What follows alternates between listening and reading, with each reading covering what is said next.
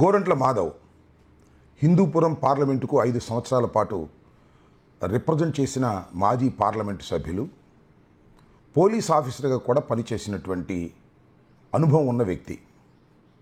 మొన్న సాయంత్రం గుంటూరులో పోలీసులు ఆయన అరెస్ట్ చేశారు. అరెస్ట్ చేసి నిన్న సాయంత్రం కోర్టులో ప్రొడ్యూస్ చేశారు. ఆయనతో పాటు మరొక 5 నిందితులను కూడా. మాధవ్ని కోర్టు దగ్గర హాజరుపరచడానికి తీసుకొచ్చిన తర్వాత మరి ఎక్కడి నుంచి ఏం ఆదేశాలు వచ్చాయో తెలియదు, కానీ మళ్ళీ అక్కడి నుంచి ఎస్పీ ఆఫీస్కు తీసుకెళ్ళడానికి ప్రయత్నం చేశారు. కానీ మాధవ్ దాన్ని తిరస్కరించాడు. కోర్టు దగ్గరికి తీసుకొచ్చి హాజరు పెట్టకోకుండా మీరు ఎందుకు నన్ను వెనక్కు తీసుకువెళ్ళే ప్రయత్నం చేస్తున్నారు? ఎస్పీ గారు మాట్లాడాలనుకుంటే ఆయన్నే రమ్మనండి ఇక్కడికి, అంతే తప్ప నేను ఎందుకు రావాలి? కోర్టులో ప్రొడ్యూస్ చేయాల్సిన సమయం ఆసన్నమైంది అని ఆయన అక్కడే భీష్మించడంతో తప్పనిసరి మళ్ళా కోర్టులో హాజరుపరిచారు. సుదీర్ఘమైన విచారణ జరిగిన తర్వాత 14 రోజుల పాటు రిమాండ్ విధిస్తూ ఆర్డర్ పాస్ చేశారు రాత్రి.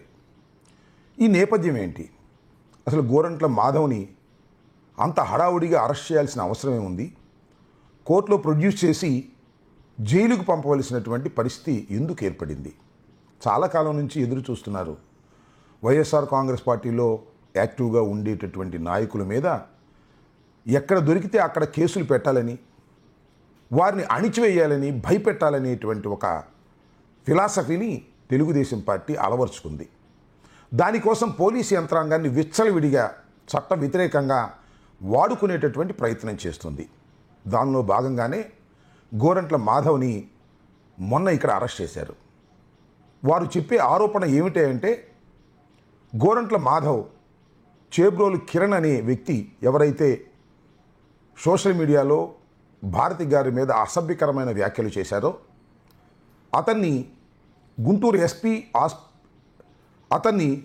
ఎస్పీ ఆఫీస్కు తీసుకొస్తుంటే మధ్యలో అడ్డగించాడని, అతని మీద దాడి చేయడానికి ప్రయత్నం చేశాడని, పోలీసు వారితో ఘర్షణ పడి వ్యాన్లను డిస్టర్బ్ చేశాడని, డ్యామేజ్ చేశాడని ఆరోపిస్తూ ఒక సెక్షన్ కాదు, సుమారుగా 11-12 సెక్షన్స్, ఎట్టి పరిస్థితుల్లోనూ మెజిస్ట్రేట్ బెయిల్ ఇవ్వడానికి వీలైనటువంటి కఠినమైన సెక్షన్స్ అన్నీ కూడా దానిలో పొందుపరిచి నిన్న సాయంత్రం కోర్టులో ప్రొడ్యూస్ చేశారు.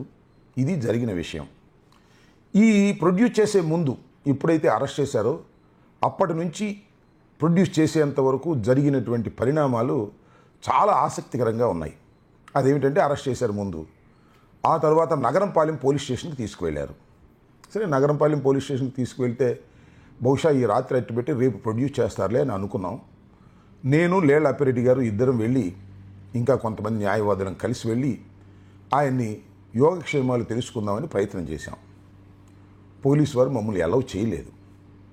అలౌ చేయకపోగా మాకు అక్కడికి వెళ్ళిన తర్వాత తెలిసినటువంటి విషయం ఏమిటంటే, అది కూడా మీడియా మిత్రులే చెప్పినటువంటిది, వెనుక నుంచి వెనక్కి తీసుకువెళ్ళిపోయారు అని. కొద్దిగా ఆందోళన చెందాం. ఎందుకు తీసుకువెళ్ళారు, ఎక్కడికి తీసుకువెళ్తున్నారు, ఏం చేయబోతున్నారు అనే ఆందోళన సహజంగానే ఎవరికైనా కలుగుతూ ఉంటుంది. ఆ తర్వాత రాత్రి దాకా వెయిట్ చేసి ఎస్పీ గారితో మాట్లాడితే ఎస్పీ గారు ఏమన్నారంటే, నల్లపాడు పోలీస్ స్టేషన్కి తీసుకువెళ్ళాము, అది రాత్రిపూట బస్ చేయడానికి సురక్షితమైనటువంటి ప్రాంతం అని భావించి తీసుకువెళ్ళామని చెప్పారు. సరేలే అనుకున్నాం. పొద్దున్నే వెళ్ళి ఆయన్ని పరామర్శించి అసలు ఆయన రాత్రి ఫుడ్ తిన్నారా లేదా, ఆయన ఏమైనా ఇబ్బంది పెట్టారా, ఏమైనా మెడిసిన్స్ ఏమైనా కావాలా అని అడుగుదామని నేను ప్రత్యేకంగా వెళ్ళాను. అక్కడ కూడా నన్ను అలౌ చేయలేదు. సరేలేమని వెనక్కి తిరిగి వచ్చాం. ఎస్పీ గారితో మాట్లాడితే నగరంపాలెం పోలీస్ స్టేషన్కి తీసుకొస్తామని, అక్కడ ఆయనతో మీరు మాట్లాడవచ్చునని మాట చెప్పారు. సరే, తిరిగి వచ్చాం.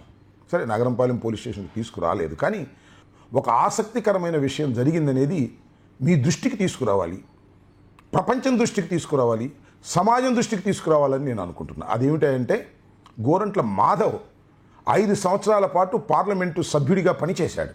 భారతదేశంలో అత్యున్నతమైనటువంటి శాసన నిర్ణయాలు చేసేటటువంటి సభ, దానికి 5 సంవత్సరాలు రిప్రజెంట్ చేసినటువంటి మాధవ్ని కోర్టులో ప్రొడ్యూస్ చేసే ముందు మీడియా ముందు ప్రొడ్యూస్ చేసి మీడియాతో ఎస్పీ గారు మాట్లాడాలని అనుకున్నారు. సరే, ఎందుకు అనుకున్నారో నాకు తెలియదు. ఇది చాలా దుష్ట సాంప్రదాయం. మాధవ్కి ఒక నల్ల ముసుగు వేసి తీసుకొచ్చి మీడియా ముందు ప్రదర్శించాలనేటువంటి ఒక పిచ్చి ప్రయత్నాన్ని పోలీసులు చేశారు. ఎందుకు చేశారో నాకు అర్థం కాలేదు. ఎందుకంటే భారతదేశంలోని అత్యున్నతమైన శాసనసభకు 5 సంవత్సరాలు రిప్రజెంట్ చేసినటువంటి గోరంట్ల మాధవ్ మీద ఆ విధంగా ఎందుకు కక్ష సాధించాలని పోలీస్ డిపార్ట్మెంట్ అనుకున్నది? ఎందుకు ఆయన్ని అవమానపరచాలని అనుకున్నది? ఆయన్నే కాదు, వైఎస్ఆర్ కాంగ్రెస్ పార్టీని కూడా అవమానించాలని అనుకున్నది. ఈ ప్రశ్నకు సమాధానం ఏమిటి? ఈ ప్రశ్నకు సమాధానం ఒక్కటే. ఎంటైర్ పోలీస్ డిపార్ట్మెంట్ పొలిటికల్ ఏజెండాతో నడపడానికి లోకేష్, చంద్రబాబు నిర్ణయించుకున్నారు. వారి సలహా మేరకు, వారి సూచనల మేరకే మాధవ్ మీద ముఖానికి ముసుగు గప్పి ఒక దొంగల్లాగాను, ఒక హ్యాబిచువల్ అఫెండర్స్ లాగాను మీడియా ముందు ప్రొడ్యూస్ చేయాలి, కించపరచాలనేటువంటి ప్రయత్నం చేశారు. మాధవ్ పోలీస్ ఆఫీసర్, అంతేకాదు 5 సంవత్సరాలు పార్లమెంటు సభ్యుడిగా పనిచేశాడు. వైఎస్ఆర్ కాంగ్రెస్ పార్టీలో ప్రముఖ లీడర్, బీసీ నాయకుడు, ధైర్యవంతుడు. అడ్డం తిరిగాడు. ఏమనుకుంటున్నారు మీరు? నేను 5 సంవత్సరాలు పార్లమెంటు సభ్యుడిగా పనిచేశాను, నన్ను ముసుగేసి మీడియా ముందుకు తీసుకొస్తారా? తమాషా అనుకుంటున్నారా అని గర్జించాడు. అందరితో వెనక్కి తగ్గారు. చూశారు కదా మీరు ఎస్పీ గారు ప్రెస్ మీట్లో, మొత్తం 6 ముద్దాయిలు అయితే 5 కనపడతారు. 6 ఆయన కనపడ్డు. ఆయనే గోరంట్ల మాధవ్. ఈ 5 ముసుగేసి తీసుకొచ్చి ప్రవేశపెట్టారు. What is this? ఏమిటి అన్యాయం అని అడుగుతా ఉన్నా. వాళ్ళు వైఎస్ఆర్ కాంగ్రెస్ పార్టీ కార్యకర్తలు. వాళ్ళు నేరం చేశారని మీరు ఆరోపిస్తున్నారు. ఆ నేరం రుజువు కాలేదు. కేవలం వాళ్ళు నేరారోపణ చేయబడిన వ్యక్తులే కానీ నేరస్తులు కాదు. ఎందుకు ఈ విధంగా మీరు కించపరచాలని ప్రయత్నం చేస్తున్నారో నాకు అర్థం కావటం లేదు. ఇది దుర్మార్గం. పోలీసులు ఈ విధంగా వ్యవహరించడం తప్పు. ఎవరిని ప్లీజ్ చేయాలని మీరు ఇలా చేస్తున్నారో సమాజానికి అర్థం కాకుండా ఉండదని కూడా ఈ సందర్భంగా మనవి చేస్తున్నా. ఇదే కాదు, చేబోల్ కిరణ్ అతన్ని ప్రొడ్యూస్ చేశారు. అతను చాలా దారుణంగా తిట్టాడు, చాలా దారుణంగా మాట్లాడాడు. భారతమ్మ గారిని మాట్లాడాడు, జగన్మోహన్ రెడ్డి గారిని మాట్లాడాడు.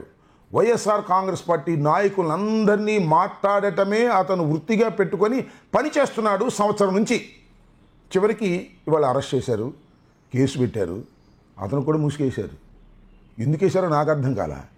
శిక్షించదలుచుకున్న వాళ్ళు కోర్టులో గట్టిగా శిక్షించే కార్యక్రమాలు చేయాలి, సెక్షన్స్ గట్టిగా వేయాలి, ఆర్గ్యుమెంట్స్ బాగా చెప్పాలి తప్ప ముసుగేసే సంస్కృతి ఏమిటి అని అడుగుతా ఉన్నా. అతను తెలుగుదేశం నాయకుడే కదా, ఐటీడీపీ కార్యకర్తే కదా, అందరితో దిగిన ఫోటోలు ఉన్నాయి కదా, మీరు కూడా యాక్సెప్ట్ చేశారు కదా. కానీ ఎందుకు అతనికి ముసుగేశారు? గోరంట్ల మాధవ్కు ముసుగేయాలనుకుంటున్నారు అంటే పొలిటికల్గా ఉన్నటువంటి వ్యక్తుల్ని ముసుగులు వేసి కించపరచాలని మీరు అనుకుంటున్నారు. సరే, అతనంటే చిన్నవాడు కాబట్టి మీరు ముసుగేసినా ముసుగు తీసినా అతను పెద్ద నాయకుడు కాదు. మరి గోరంట్ల మాధవ్కు ముసుగేసి ప్రవేశపెట్టాలనేటువంటి ఒక నీచమైన ఆలోచన పోలీసు వారికి కలగటానికి కారణం రాజకీయ ఒత్తిడి కాదా నేను అడుగుతా ఉన్నా. దీనికి సమాధానం చెప్పవలసినటువంటి బాధ్యత పోలీసు యంత్రాంగం మీద ఉంది అని నేను అంటున్నా. ఎందుకంటే ఇది పైనుంచి వచ్చిన ఆదేశాలే తప్ప పాపం లోకల్గా ఉన్న పోలీసులు చేశారని నేను అనుకోను. పోలీసు వారు పాపం ఎంత ఇబ్బంది పడుతున్నారో నాకు తెలుసు. ఎందుకంటే పైనుంచేమో ఒత్తిడి, కిందేమో రాజకీయ నాయకులు. మాధవ్ పార్లమెంట్ సభ్యుడు. మాధవ్ని కించపరచాలని, మాధవ్ని ఇబ్బంది పెట్టాలని రకరకాల ప్రయత్నాలు మీరు చేస్తున్నారే. ఎంత దుర్మార్గం అండి ఇది! ఇంతటితో అయిపోతుందా? కాలం గిరును తిరిగి రాదా అనే విషయాన్ని కూడా కాస్త మానవత్వం ఉన్నటువంటి పోలీసు అధికారులు ఆలోచించవలసినటువంటి అవసరం ఉందని కూడా ఈ సందర్భంగా నేను చెప్పదలుచుకున్నాను. కాబట్టి టోటల్గా చెప్పదలుచుకున్నది ఏంటంటే, గోరంట్ల మాధవ్ని ఏ విధంగా అయినా సరే అరెస్ట్ చేయాలని చాలా కాలం నుంచి ఎదురు చూస్తున్నటువంటి ప్రభుత్వానికి ఈ వంక దొరికితే, ఈ వంకతో ఆయన్ని అరెస్ట్ చేసి వేధించే కార్యక్రమాలు చేస్తున్నది. ఒక్కటి గుర్తుపెట్టుకోండి, మీరు ఎన్ని అరెస్టులు చేసినా, ఎంతమందిని లోపల వేసినా భయపడతారని మీరు అనుకుంటున్నారు.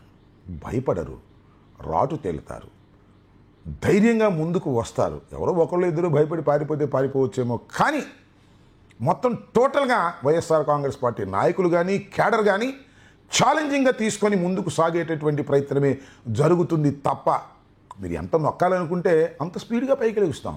చూశారు కదా ఈ 11 మాసాలలో ఏ విధమైన పరిస్థితులు ఏర్పడ్డాయో, వైఎస్ఆర్ కాంగ్రెస్ పార్టీ ఏ విధంగా ముందుకు దూసుకుపోతుందో, తెలుగుదేశం పార్టీ కానీ కూటమి కానీ ఎంత అల్లరి పాలవుతుందో ఇప్పటికైనా గ్రహించండి. రాజకీయంగా ఎదుర్కోండి, పోలీసు వ్యవస్థని అడ్డం పెట్టుకొని మమ్మల్ని ఎదుర్కోవాలనుకునే ఒక వ్యర్థ ప్రయత్నం మీరు మానుకుంటే మంచిది, మానుకోకపోతే అది మీ కర్మ అని ఈ సందర్భంగా హెచ్చరికగా తెలియచేస్తున్నాను.